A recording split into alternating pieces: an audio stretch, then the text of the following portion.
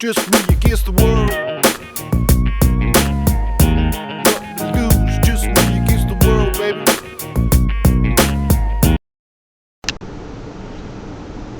Hi, my name is Kelly Busey. I'm with the Dallas Transgender Advocates and Allies. I'm very concerned about the amendment that was passed by the Memphis City Council. And the reasons why it was passed is it was about 5 years ago, Dewana Johnson was beat unmercifully by a Memphis policeman who has since been dismissed from his job, fired, along with the person policeman that was holding Dewana down during the beating. But the only thing that happened from that directly was a 7-hour class administered by Tennessee Equality Project, which is commendable on their behalf. But in perspective, you can't really expect that to have taken a major effect on the police department.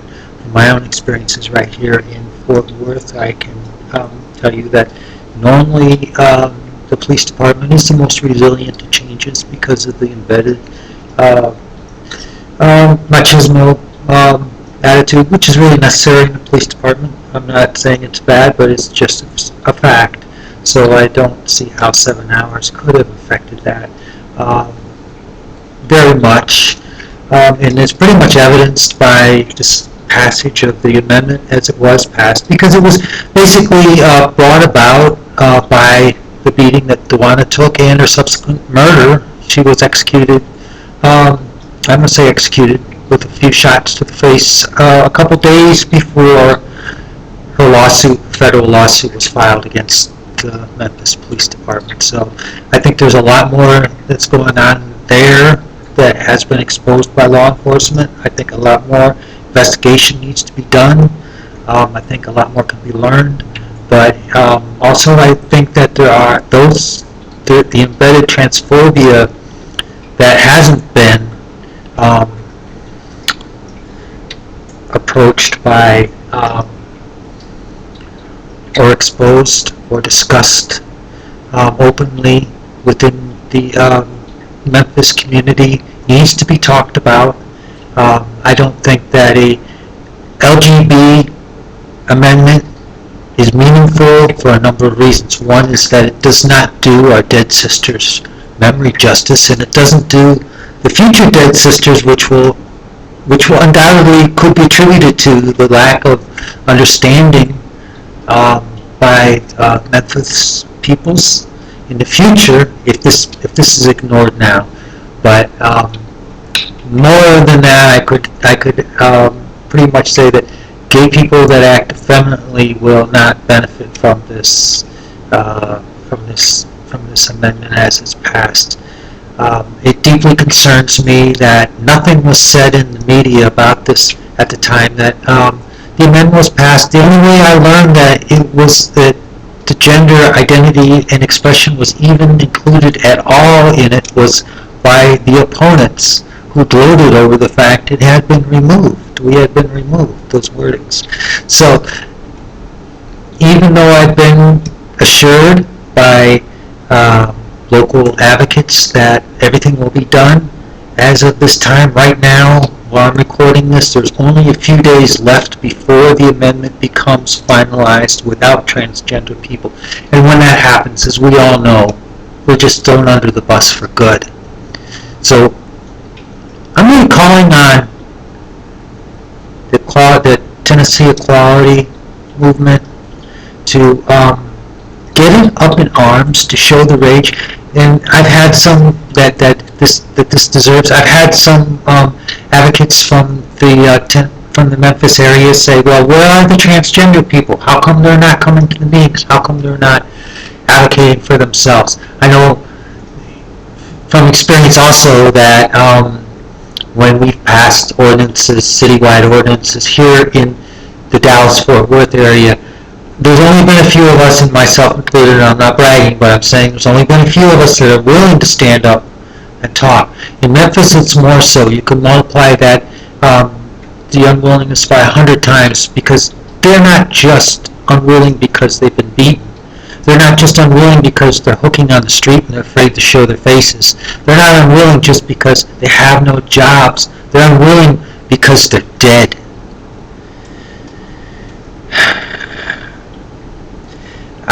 This is my plea to the Memphis community to include transgender people in this amendment. You'll have the nation's respect if you do, and I understand it won't be easy, but from Dallas to Memphis, my love.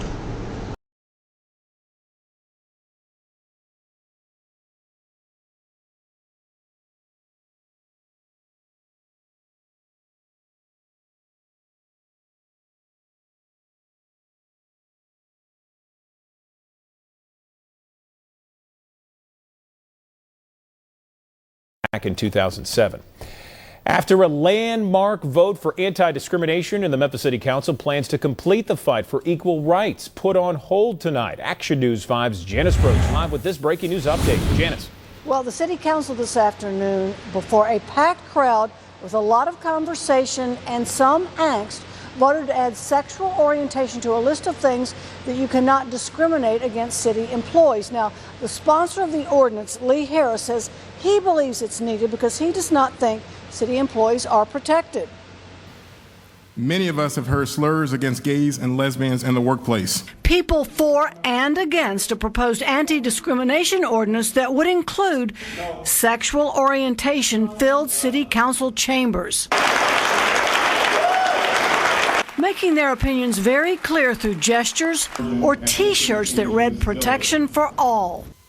The same Bible that says these wonderful words from the lips of our Lord, "For God so loved the world," also categorizes homosexuality as a sin. That same Bible was used to justify slavery. And that is the controversial part of the proposed ordinance that would ban discrimination for nationality, age, disability, ethnicity, and the controversial part, sexual orientation. Let this council decide tonight. Decide on that controversial amendment. The laws that we have currently work. No need to change them. And vote no on this amendment. Your decision to follow God is that simple. I am gay, I am straight, I am bisexual, I am transgender, I am human.